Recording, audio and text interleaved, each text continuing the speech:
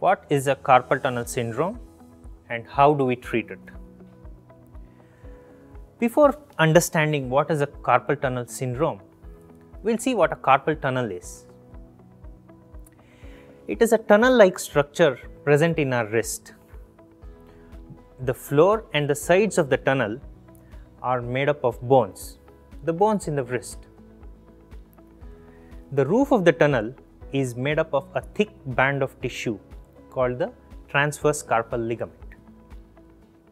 What passes underneath the tunnel are the tendons from the forearm to the hand. These tendons help in bending our fingers and the thumb. Surrounding these tendons is a layer of tissue, a thin tissue called synovial sheath. Another very important structure that passes through the tunnel is the median nerve. The median nerve is responsible for sensations on the palm side of the thumb, the index finger and the long finger.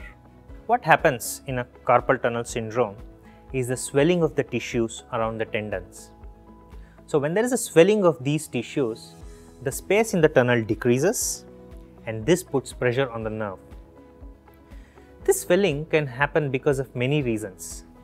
It can be because of hereditary reasons, it can be caused by overuse or pregnancy related swellings, or it can happen because of many other conditions like diabetes, thyroid hormone changes and rheumatoid arthritis. And very commonly, more than one of these factors can be present in a patient. What are the symptoms? You may start experiencing tingling and numbness in your hands. You may have a strange sensation of pain which travels upwards from hands towards the shoulder.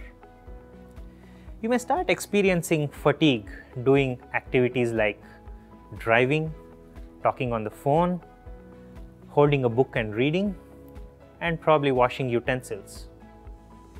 The symptoms can occur anytime, but very frequently they are seen in the night because that is when you curl up your hands and sleep, and that can put pressure on the nerve.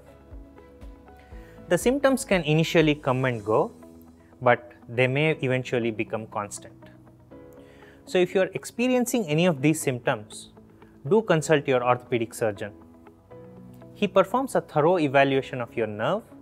He examines the sensations in your hand and also the muscles around your thumb, and if required, he may perform an electrodiagnostic test to confirm the diagnosis. Treatment of a carpal tunnel syndrome usually starts with non-operative management. Your surgeon might advise you to wear a splint. He might prescribe you some pain medications and occasionally perform some injections into the wrist.